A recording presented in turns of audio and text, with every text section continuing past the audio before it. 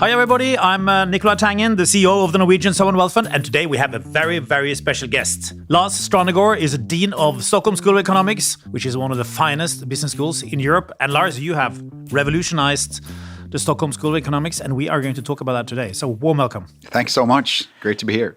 Now, one of the big things you have done is really to introduce culture and learnings about culture into the school. Why is culture important in business education?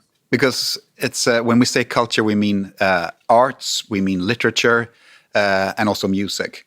But basically, the idea behind that is to open up your senses, to contextualize, to make you see the world from new perspectives. And it's actually, many business school students believe that they know how the world functions and how it operates. And you think they don't? Well, I think they're there to learn, right? Yeah. So I think it's a good idea to expose them to things that they don't really understand, where they start asking themselves questions, where you actually sort of widen the blinders that we all have, not just students. And art can actually serve as a sort of intellectual and emotional itching powder to make you understand the world in another way. And also increase your humbleness. You become more humble if you see things that you don't understand and learn to live with it. What are you seeing in people after they have been through this treatment? Well, well, after the treatment, I think they get a sort of fuller understanding of the world. Not always, of course not. I mean, you can still go through our education program just knowing the sort of the figures and the statistics and what happens only when the demand and supply curves meet. But I do think that they are more open to the world. And I also think this idea of being humble is really, really key in the world that we're living in now. Why does culture lead to humbleness? Because it sort of makes you realize that you don't understand everything. If you have that type of cultural expressions, it is what it can do. It can also increase your empathy. So, for instance, if you watch a TV show like Mad Men, then you know what it's like to live in Manhattan in the 1960s, working in the ad agency business. And being treated badly if you're a woman. And being treated badly if you're a woman, even though you yourself have never been in that position or that situation. And that's sort of one of the greatnesses of high-quality culture that can move you to other times, to other spaces, and to other sets of minds. So, if you read Romeo and Juliet, you know what it's like to be in love with the wrong person, even though you yourself have perhaps never, ever been in love, and definitely not been in love, several hundred years ago in an imaginary Italy. So that's sort of one of the great sort of capacities that high-quality cultural expressions carry. Yeah, no, I've seen the research, and the more fiction you read, the more empathy you have. Yeah. Why is empathy important? Well, I guess the short answer to that is that because the machines don't have it, right? So we are living in a highly digitalized world, infused by artificial intelligence. And artificial intelligence is fantastic, as we know, and so impressive, but it lacks understanding of others. It cannot put itself into somebody else's clothes. It's got no feelings. It can mimic very well. Also, it's very good at it to mimic empathy, but it's got no real, authentic empathy. And also, it's got no sense-making capability. It's artificial intelligence, and especially generative AI, is basically all about putting things together, assembling texts or videos or images in a way that seems plausible to the human mind. But it cannot really say that it's true, right? Because it's still hallucinating. AI still has a lot of problems in hallucinations. And thereby, if you just practice your human skills, understanding others, your sense-making capabilities, your feelings, basically, and the emotions, those are things that machines don't have. So, of course, you should sort of try to foster them and develop them. What does culture do to the learning environment and the ability to learn and absorb? Well, I think it sort of increases the knowledge intensity. It's kind of simple. I mean, if you sit in a bunker, it's not inspiring. And if you are in an environment that sort of awakens your feelings, your also your perception and your attention, it makes it sort of interesting. And art can also, I mean, it communicates to you, not just cognitively, but also emotionally. So thereby, I think there are sort of more trajectories or sort of roads open to learning. And creativity, what does it do? It's kind of a leading question because I agree with your view here, but what do you, just to spell it out, what do you think it does to creativity? I think it, of course, enhances your creativity. Yeah. And why is that? Because creativity is basically all about combining things that are usually well known, but in new ways. So if you sort of open the free ways that you have in your brain and in your connections to others, it's more probable that you come up with new things. It's sort of, if you just walk on the track that you've always been walking on, you won't come up with new ideas. But if you are exposed to and sort of urged to see the world in new ways, it creates something new. What does it do, or have you seen examples of how it can improve cooperation and collaboration? Yeah, absolutely. I think it's, I mean, our entire environment is now packed with art. I mean, you can't walk one single foot or a meter without being exposed to an artwork. And also, I think the development of our business lab, our incubator, it's now one of Europe's most successful ones. And I mean, being in that type of environment sort of just sparks your willingness to live, really, right? I mean, it's a more interesting place. It also, I don't think we should underestimate the fact that it's, they're conversation starters. Yeah. It's also just something more pleasant, and that it's fun. It can actually be fun. If you have a wall that's completely empty, or you have a wall where there's something, a work of art of some kind, something human made. And if it can spark your imagination or sort of makes you tick somehow, you can get new types of conversations. You interact with people in a new way. So I think it's a perfect grease in human interaction. Lars, let's go into one or two of the classrooms. Where do you want to go first? Where should we go? Well, we can go into one. Well, first you come through the big door of Stockholm School of Economics, right? Yeah. Yes. Pretty impressive stuff. Yes. Big building, wealth, history. It looks like a bank. It looks like a bank. Yeah. And that's the idea too. But then it opens up and you see lots of funky stuff. Yeah, the first thing you see is it's a huge video screen where we have curated video exhibitions in collaboration with different art institutions like the Museum of Modern Art in Stockholm, etc. Also with international. But then we go into classrooms. Then you go into classrooms. Which one? Where do you want to go? We can start in one that's designed by Jacob Dahlgren, and he's one of Sweden's most well-known artists. He's been at the Venice Biennale, etc. And what you see is that the walls are full of patterns. So basically, it looks, it's stripes and squares and different types of curves. And then if you look closely, you see that they are made up of, first of all, school material like pens and pencils, and also they are made up by measurement instruments like rulers and different types of measurement instruments. And they just form a pattern. So it sort of makes you think, it's a clear comment on that everything we do at this academic institution is based on measuring the world, right? That's what researchers do. They quantify it. So basically, you can have conversations about quantification, the quantifiable world, and what numbers and figures actually do to you. Things like what that which is not counted does not count, etc. These things that that we have our KPIs, etc. in order to prescribe action of different kinds through numbers. And then also you see that the shape of the way that these measurement instruments are assembled is in an abstract form. It's basically an abstract pattern. So then you can speak about abstractions. Because all that higher education is about is actually abstractions. So if you have a profit and loss statement, that's surely an abstraction of something more, real in a way.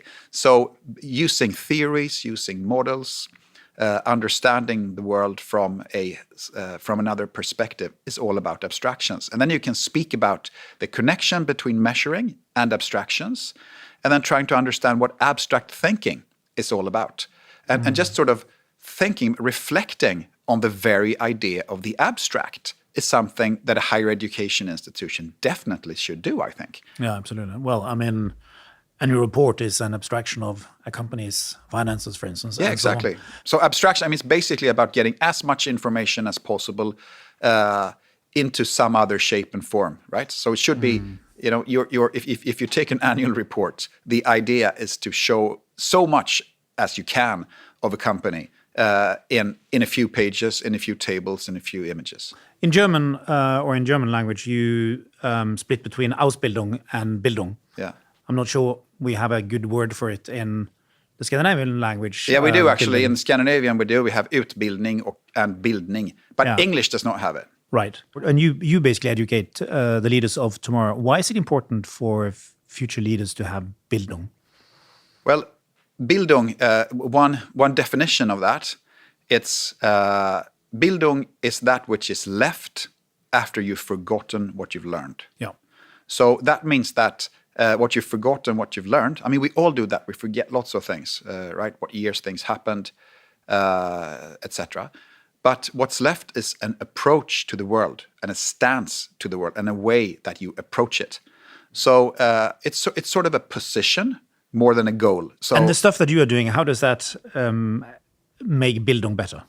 Well, it does, because what we do is to try to, we have an educational mission that we abbreviate as FREE, F-R-E-E. And the F stands for fact and science-based approach, completely key in this world, right? Especially in the age of generative AI, when truths are not what they used to be because they can now be fabricated, and you cannot believe your eyes or your ears anymore. So we're living in some kind of ontological crisis where you don't know that what you see actually exists. So practicing that, your fact and science-based mindset is key. And then the R stands for reflective and self-aware. So sort of asking yourself, where does this piece of data come from? Who benefits from this? And where do my attitudes, my opinions, and even my feelings come from? Are they my own, or are they produced by somebody else and then internalized by me, so I think they're my own? Important things to do, right? And then the first E stands for empathetic and culturally literate. And that's sort of why we use the arts in order to create this or enhance your empathy and your cultural literacy. And then the final E stands for entrepreneurial and responsible, which means that you actually do something, you have agency. So this abbreviation, FREE, that is our definition of Bildung. So if you have that approach, if you go into the world being fact-based, reflective, empathetic, and entrepreneurial, it's sort of a vaccination to getting stuck in mental models and theories that used to be true, but perhaps no longer are. So thereby, it's sort of an approach to ensure some kind of lifelong learning. And that's exactly what you need in this world that's changing so quickly.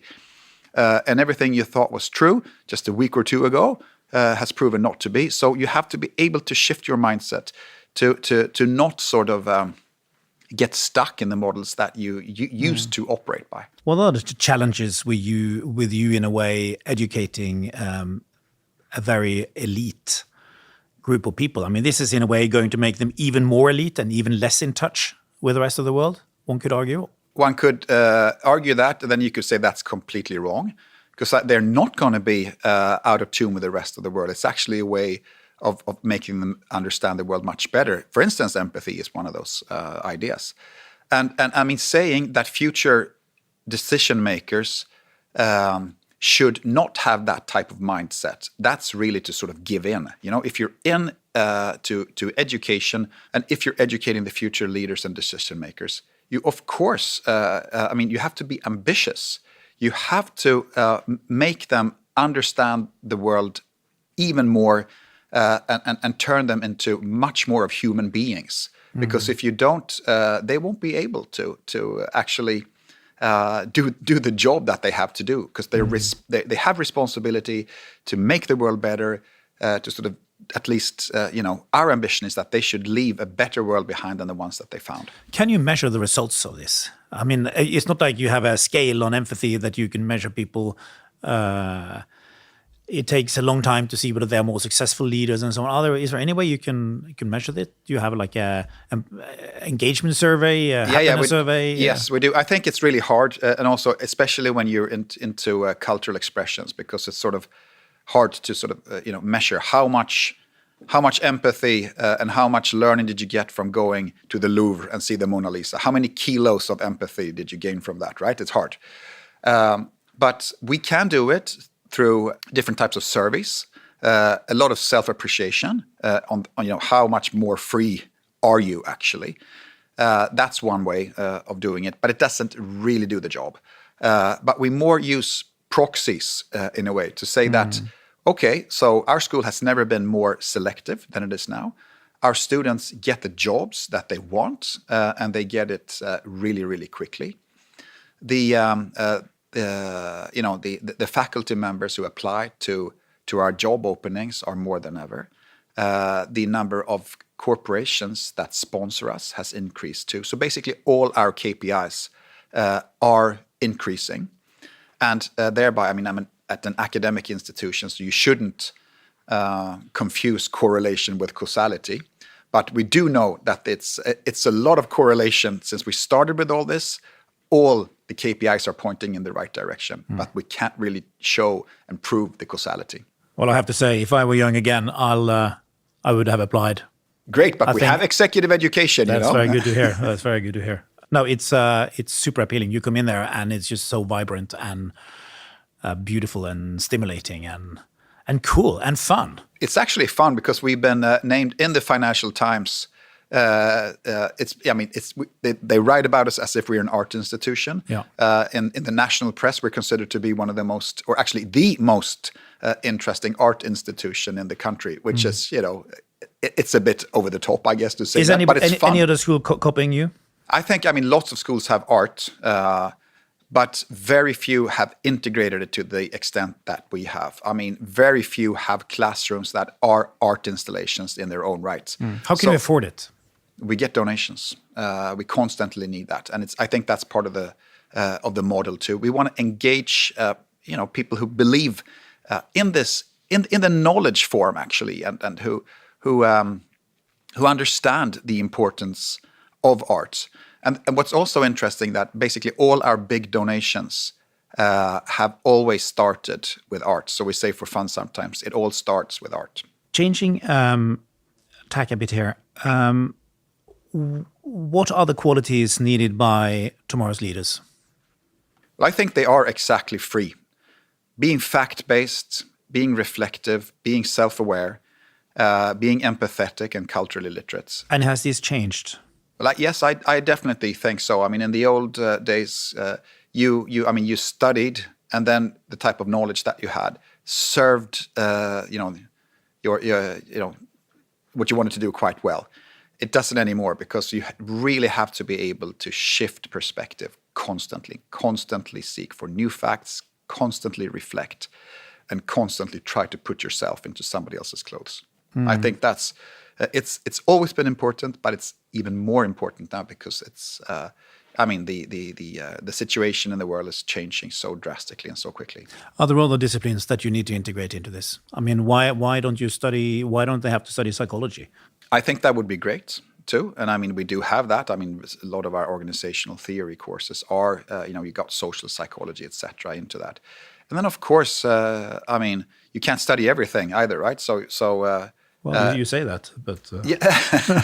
No, but I say that you have to try to make the years that you have at your disposal for a bachelor or a master's program, you have to work like crazy in order to make those years as knowledge intensive as possible. And I don't think all educational institutions actually, try hard enough to make their environments knowledge intensive. But they sort of settle for the academic knowledge. They settle for what Aristotle called episteme, the type of knowledge that you can study and then have an exam on.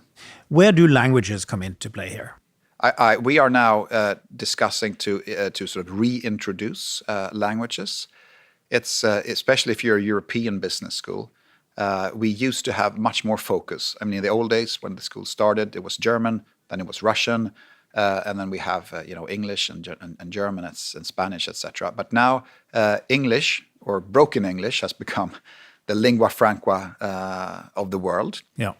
And I think it's time actually to. I mean, if you're a European business school, if you speak other languages, and especially the European ones, it's really a way of understanding a particular culture. One of the most prominent alumni from our school is Ola Källenius. He's the CEO of Daimler, Mercedes.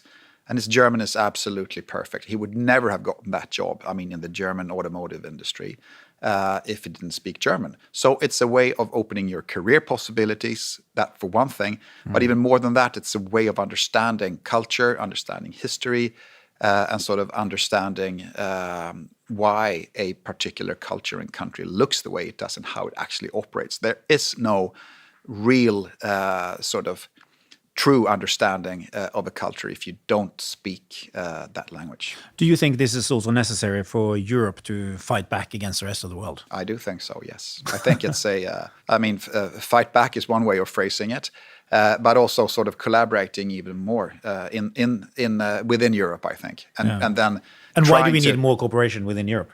Because we are culturally and sort of historically, we are tightly knitted together. And still we are in peace. And I think that's something we have to work really hard to keep. And if we sort of join forces even more, I think we, of course, would become much more powerful, really. So I also think it's right now it's sort of we don't have too much self-confidence being European. We constantly hear about how Europe is lagging behind, and Asia and the US and China especially are moving, especially in artificial intelligence and technology, are moving so quickly, and we're just being left behind. And I don't think it's a good idea to just sit back and sort of feel defeated, but instead try to see what we have, try to learn languages, each other's languages, see ourselves as more of an entity than we are, and then realize that there are lots of things that are pretty good here too. If you just take Sweden as an example, I mean, it's a highly innovative place. It's a country where the financial markets are working quite well. We have lots of private equity, 20 times more per capita than Germany, and sort of to just boost the self-confidence, because I think many other countries like China, like the Americans, are pretty good when it comes to self-confidence, while Europeans aren't. What do you think are the traits that you are seeing in great leaders? Do you spend time observing the best leaders? Yeah, sure. I mean, absolutely. And when you abstract it down, what do they have in common? Why are the best ones very good? Well, I think it's. If you were really condensing it to a couple of terms, I would say authenticity. Yeah. I mean that you actually believe that what they're saying is what they think, and that's not the same thing as not lying, nota bene, right? But actually being authentic in what you want to do, and that people feel that that it matters to you, that you're not playing a game, that you're not sort of politically correct, whatever that means, but sort of that it's your true self speaking and being there. I think that's absolutely key. I also think, being able to create a sense of meaning, to make people understand and feel that they're part of something that's greater than themselves, that they're building something. That old anecdote where this man is sitting and banging on a stone, and then somebody walks by and asks, "What are you doing?" "Well, I'm banging on a stone." And then he asks another one doing the same thing, and then he says, "Well, I'm building a cathedral," right? So it's an old sort of saying, but I think it's a lot of truth in that you see what you're actually part of. And then I think energy too, right? I mean, to be in a place where things happen, where you feel that you're part of something that's moving. People love being part of that, because I think we've all experienced workplaces or different types of places where you just feel that the energy level is low. Where does energy come from? Well, energy comes. From inspiration. Yeah. You know, so different leaders find their energy in different ways, of course. But I think if you do not feel energetic, that means that you don't. Love is perhaps a strong word in this sense, but I think it's actually good. If you don't love what you're doing, if you don't believe in what you're doing yourself, you will not get that type of energy. So I think it's interesting. We had Malcolm Gladwell on here, and he said you get energy from doing what you love. Yeah. So it ties in with that. Yes. Now, is there such a thing as a Swedish leadership model, or Scandinavian? Yes, I do think so. Even though it's hard to speak of those, in terms of cultural specificities, but for sure, it's something in the a-hierarchical idea that it is flat, that you actually listen to what others are saying, that you don't have the sort of traditional standing on a mountain and pointing in one direction, but being close to others. It's actually quite an academic model in the sense, in the old sense of the word, where Plato was walking together with his disciples, and what was important to him was that everybody, every argument counts. It doesn't matter. Seniority doesn't matter, and it's only the argument in itself that matters. So that's what Plato said. That's sort of the true academic model. So seniority or titles and things like that shouldn't matter, and that's I think that could be something that's quite visible in Swedish leadership. Flat hierarchies, listening to people, very informal, that it is possible for anybody to actually call anybody. And I think that we see it actually. A lot of German students especially come to our school because this is how they've perceived the Swedish model. It's highly attractive. If you want to start a company, for instance, it creates sort of an entrepreneurial spirit, I think. But tough for them to go back and work in a large German company, though, afterwards. Yes, that's true. Yeah. And we want them to stay, of course. Of course. Now, art, in a way, is storytelling, in a way, right? You abstract and express a story. And I, in a way, think that storytelling is just more and more key. And you see it when you go to conferences and so on. The people who own the room are the people who manage to translate something into a story that you remember. Yeah. How are you working on that topic in your school? Well, I think in everything that we do, because stories are actually just a way of gathering and arranging meaning in a way. So, bringing together things that, like in our case, ambition, right? Saying, you can do two things. You can either say, come to our school, study and learn how to get a job where you can actually support yourself and perhaps be rich in the long run. That's one way of sort of speaking about what we're doing. The other way is to say, come to our school, be inspired, learn to sort of change the world, learn that this is a place where you can actually develop. It's where we have higher ambitions of different kind. And it's also a place where you can really feel that the future can look very different. So I think it's basically everything is telling stories, right? Everything that you're exposed to, every aesthetic expression is actually a story. I think it's also even more important in this very digital world to work with physical artifacts of different kind, that you can feel stuff and be part of something. So, the short answer is that I don't think any organization can be successful if it doesn't communicate what it does in a meaningful way. Now, you wrote a book called Kunskap som känns, and you there talk about the importance of hiring people who do not have a business background. And indeed, in my previous life, I worked with historians and people who had studied theology and all these kind of things. And they were the best investors and the best financial brains I've seen. So should one actually study business? Well, I think I say that you in the book, I say that you should study business, but that's not enough. You have to sort of open your mind as well, right? Mm. I love the business school that I'm heading, of course, and I think the subjects we need are extremely important because they are ways of understanding the world. But it's all about, again, really sort of expanding the blinders that we have to I mean, every type of education, it's specialized, right? So it's a bit like watching the sky through a straw. And you need to have many straws nowadays in order to understand the world that we're living in. In America, they have many straws. Yeah, they do. When you study liberal art. Yes. But liberal arts education programs are not doing all that well, right? Yeah, okay. Now, another thing you talk about is sport. And you have some type of sport institute, or what do you call it? Yeah, we do. We have a Center for Sport and Business. Exactly.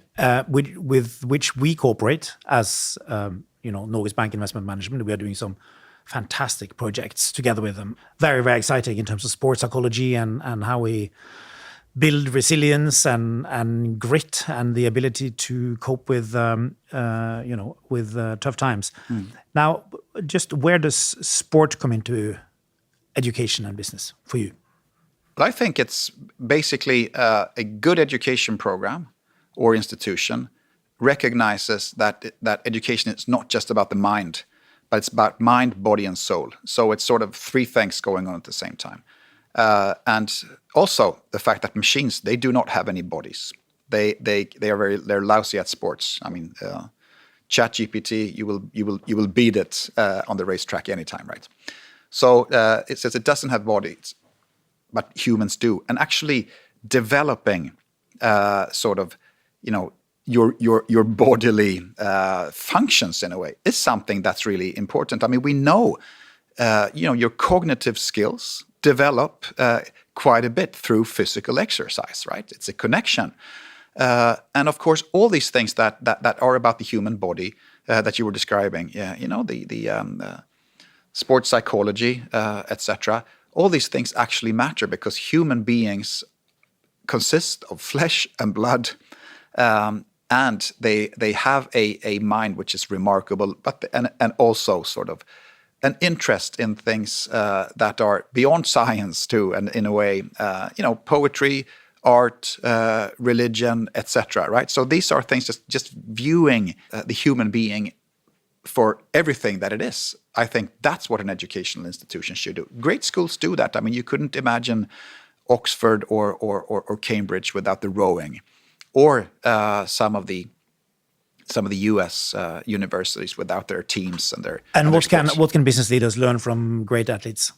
I think they can learn a lot. Of course, I mean it's the big. I mean they can learn so much, everything in terms of motivation and focus and sort of all the things that sports psychology has got.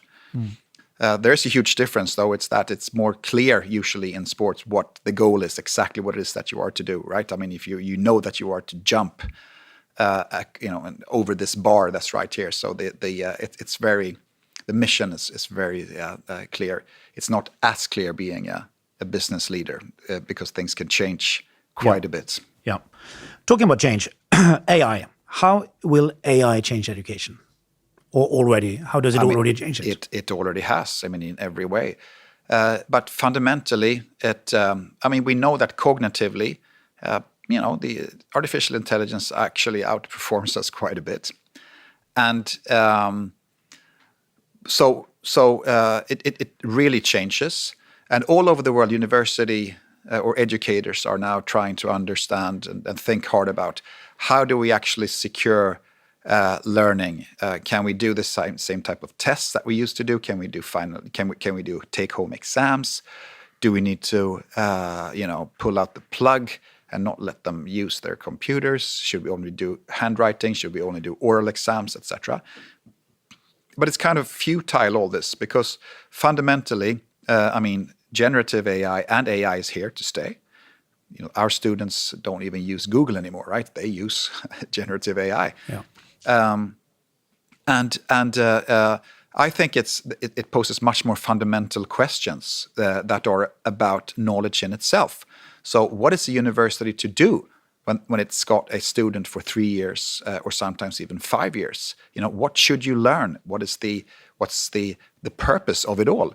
And And what should you learn? I think fundamentally it's about the division of labor between machines and human beings, because machines are great at being machines. You know, we can't beat them in being machines, but they are not human, and they can't beat us in being human because they are it's artificial intelligence. It's not human intelligence.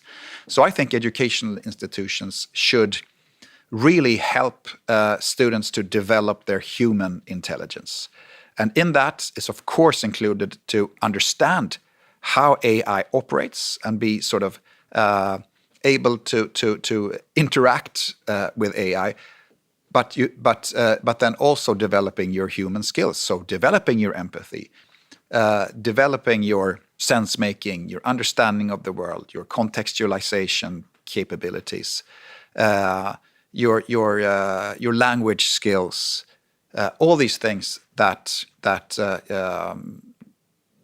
AI is doing, but not doing to the same extent. So it's basically trying to how do we become even better humans as the machines are becoming better at what they're doing. Do you think it's going to be more of an advantage to be an extrovert in the future?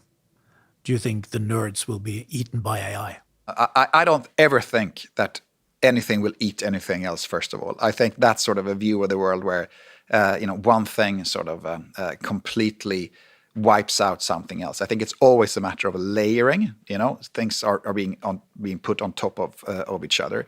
Having said that, yes, I think it's the way that you need to be a nerd in the future needs to change. In what ways? Well, I suppose to be a little bit more sort of trying to understand the systems in themselves and not sort of operate within the systems. So understanding how the general sort of ecosystem works. What's the future for PhDs? Well, I think the future for PhDs is bright, actually. Could you say that just because it's the most profitable part of your business? It's actually the less or the least profitable, because we have to educate them for so long. No, but I think it's not, because that's if you think that PhD is all about specializing in one particular subject, then it's going to be gone. But it's not, because a PhD education is actually about learning how to process large materials, big masses of data, analyzing things, putting them into new perspectives, also trying to express yourself both in writing and and orally. So I think to have a researcher's mindset, because that's what you train. PhD is not about a PhD dissertation, but it's about training an individual, and that individual will be needed even more, I think, in the future. Lars, rounding off with some personal things. What's the piece of art that's made the most impression on you? I think it's a Mark Rothko painting, which is, I think it's sort of magic is perhaps the wrong word, but it's just paint, just colors. It's a bit blurry at the edges, and somehow it just creates this emotion which is absolutely impossible to explain why. And I think it's to be able to create that type of feeling. And I once actually just cried in front of one of those paintings. There's a book about people crying in front of paintings. Yeah, exactly. So there's a book on that. So I felt just like, I'm just I'm just an ordinary guy, right? Because this happens to everyone. It's interesting, that it's just it's this emotional connection that's very hard to analyze and to give a rational explanation to. So I think that's one of the powers of art, really.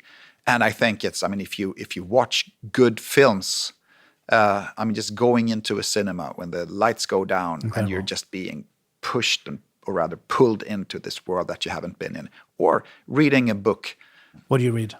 Well, right now, I've been reading a couple of classics. So I've been reading Joseph Conrad's Heart of Darkness. Absolutely terrible book. That it's scary. It's fantastically written. The language is amazing. And you're just being sort of pulled in to the Belgian Congo a long time Into ago. the river. Into the river, exactly. So, the language, you just feel that you're there. It's just, that's what great cultural expressions can do. Again, move you into other times and other spaces and make you see the world in a new perspective. It's something that we need so much of in the time that we're living in now. If you were not an educator, what would you do? I wouldn't mind running a cultural institution, actually. Right. Well, that's an educator as well, right? That's true. That's true. Well, I'm sure you'll do well. Now, lastly, what advice do you have for young people? I think to really try to expose yourself to things that you don't understand, that you're not used to, and really try to push yourself into, out of the box or out of your comfort zone or whatever you want to call it, but doing things that you wouldn't expect yourself to do. Great piece of advice. Big thanks for being here, and please look out for my application for your executive program. And thanks so much for having me. Great. Thank you.